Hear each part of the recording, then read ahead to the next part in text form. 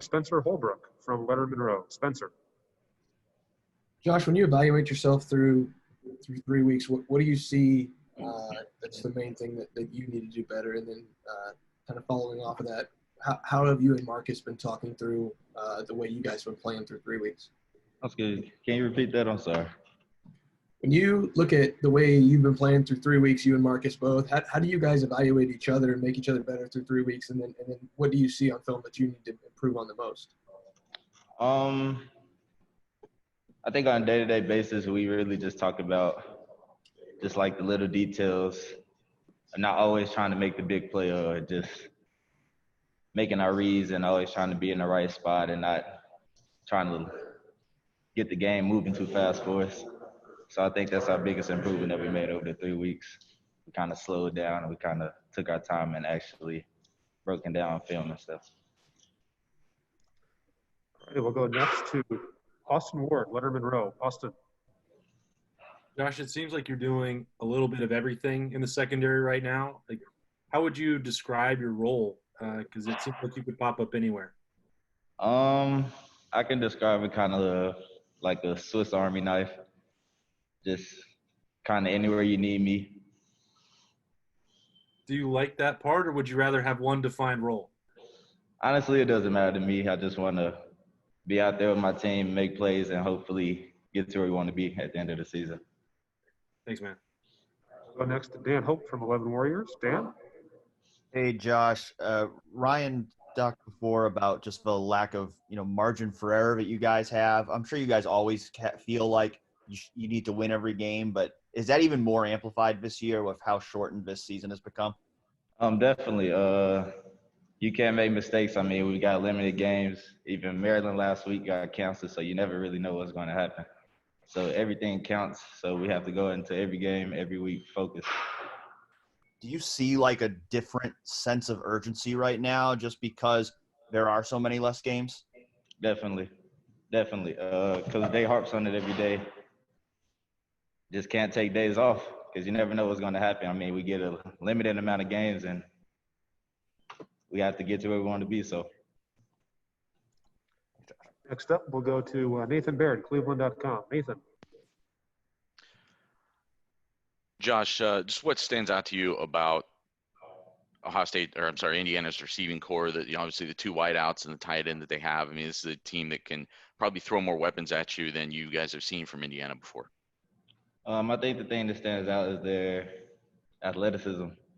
I mean, every year they've improved, so we have to come into this week with the mindset of we have to play at our best and be at our best because we know they're going to come with everything they got.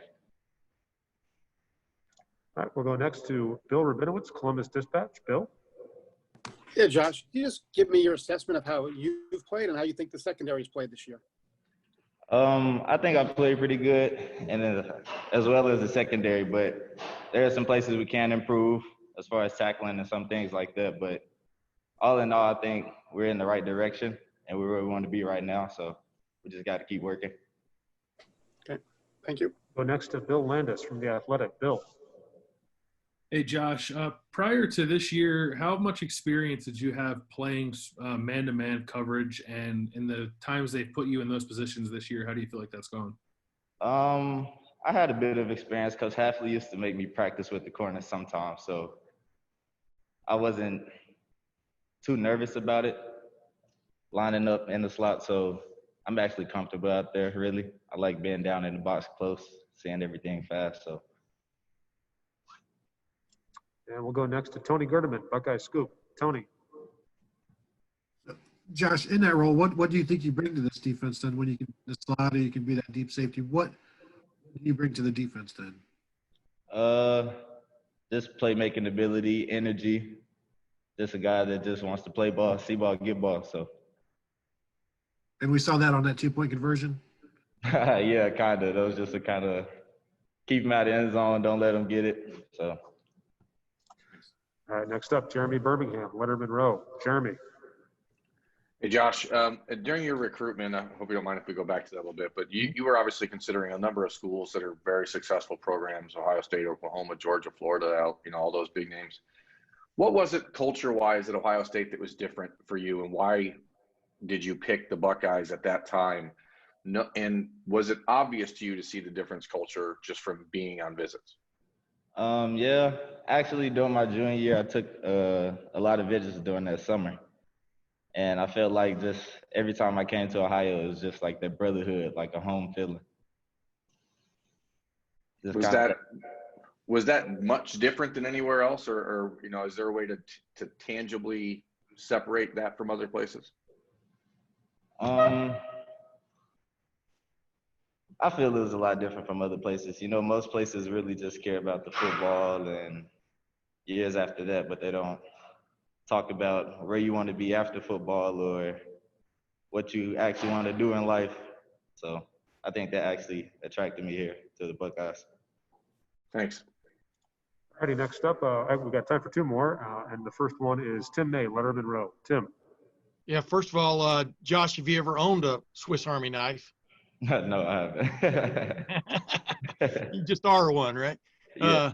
And then number two, when you watch these guys on video, Michael Penix Jr., just what stands out about him? He seems to be playing with a lot more confidence than even the beginning of the year. And just what is the threat level he brings on Saturday? Like you mentioned, his confidence. He's a great player. He has a strong arm, and he has a really great receiving core. So we know they're going to try to attack us downfield, and they're going to challenge us this week. So we just have to be ready. Is that play you saw him make to keep them in the game, whatever, against Penn State, is that about as good a play as you've ever seen by an individual, the reach It at the goal definitely line? is. It's just the want to win. It's Yeah. just the will to win. So Good, man. Thank you. We'll wrap up, Josh, with Stephen Meads from Cleveland.com. Stephen. Hey, Josh, last season it was basically just a single high safety, and so it was Jordan Fuller at all times, and really you didn't get a lot of snaps within real game snaps into that Clemson game.